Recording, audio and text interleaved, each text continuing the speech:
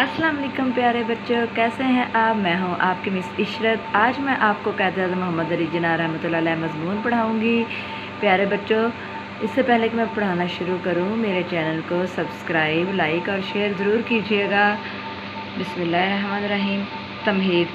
कौमों को बामे अरूज तक पहुँचाने में किसी न किसी हस्ती का किरदार होता है। ये हस्ती अपनी मेहनत, लगन, खलूस, साबित कदमी और खुदादा सलाहियत से कौम को कर्रे मज़ल्लत से निकाल कर औज सरैया तक पहुंचा देती है, यानी कि ज़िल्लत के अंधेरों से निकाल कर उसको आला दर्जात तक पहुंचा देती है। बरसगीर पाको हिंद के मुसलमान जब ज़बूहाली का शिकार हुए और आलमी और ग़ुलामी की ज़िल्लत में जकड़े गए तो अल्लाह ताला ने उन्हें मोहम्मद अली जिन्ना जैसा बुलंद हौसला रहनुमा अता किया, जिसने उन्हें ग़ुलामी की ज़िल्लत से निजात दिलाई और आज़ादी और ख़ुद मुख्तारी के नूर से उनकी ज़िंदगियों को मुनव्वर कर दिया। पैदाइश और इब्तदाई तालीम। मोहम्मद अली जिन्ना 25 दिसंबर 1876 को कराची में पैदा हुए। उनके वालिद का नाम पूंजा जिन्ना था, जो एक मारूफ ताजर थे। उन्होंने अपनी इब्तदाई तालीम कराची से हासिल की। हसूल इल्म का शौक़ बचपन से ही उनके दिल में मौजूद था। उन्होंने मैट्रिक का इम्तहान इम्तियाज़ी नंबरों में से पास किया। आला तालीम।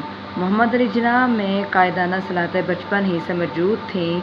उनके हसूल इल्म के शौक़ को देखते हुए उनके वालिद ने उन्हें आला तालीम के लिए लंदन भेज दिया। वहाँ उन्होंने लिंकन इन से कानून की तालीम मुकम्मल की और एक बैरिस्टर के तौर पर अपने वतन लौट आए।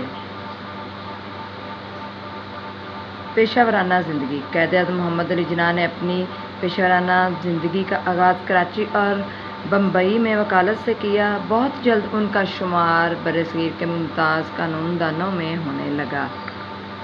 उनका केस को हाथ में लेने की हामी भर लेना ही उस केस की कामयाबी की ज़मानत समझा जाता था। सियासत का आगाज़।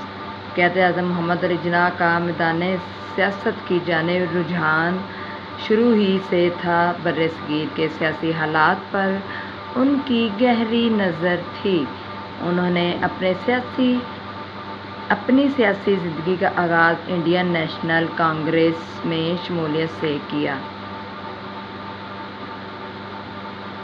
हिंदू मुस्लिम इत्तेहाद के अलमबरदार इंडियन नेशनल कांग्रेस में शमूलियत के बाद कायदे-ए-आज़म मोहम्मद अली जिन्ना ने हिंदू मुस्लिम इत्तेहाद के लिए भरपूर कोशिशें की। उनका ख़याल था कि अगर हिंदू और मुसलमान मिलकर अंग्रेज़ों के ख़िलाफ़ मुज़ाहमत करें तो वो जल्द आज़ादी की मंज़िल से हमकिनार हो जाएंगे। बहुत जल्द उन्होंने भांप लिया कि हिंदू रहनुमा मुतअस्सब और तंग नज़र हैं। उन्हें मुसलमानों के मसाइल और हुकूक से कोई दिलचस्पी नहीं।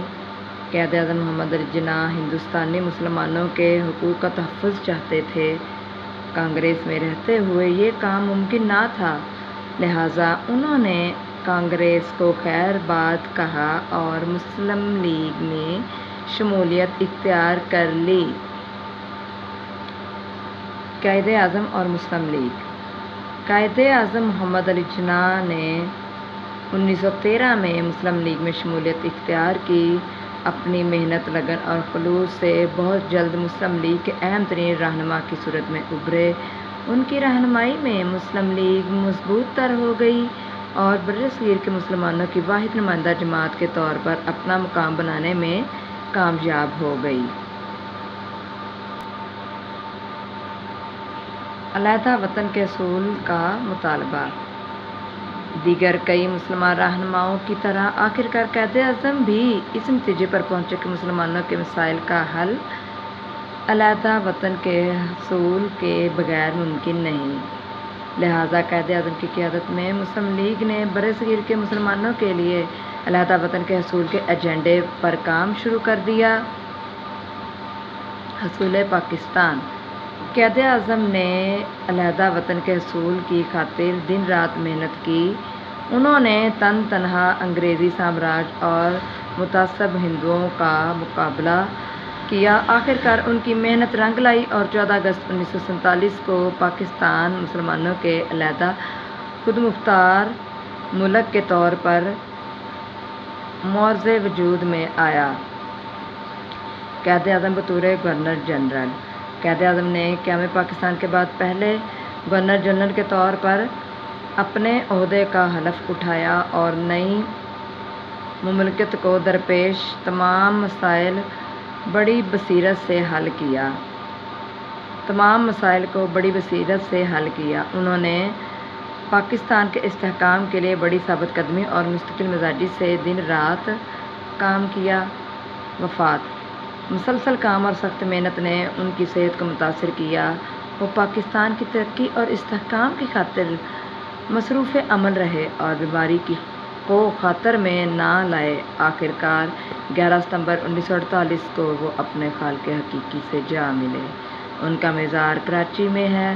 ہزاروں لوگ روزانہ ان کے مزار پر حاضری دیتے ہیں اور فاتحہ خوانی کرتے ہیں۔ بانی پاکستان کے طور پر ان کی خدمات کو ہمیشہ یاد رکھا جائے گا۔ خدا ان کے درجات کو بلند فرمائے۔ پیارے بچے، مجھے اب اجازت دیجیے۔ اللہ حافظ۔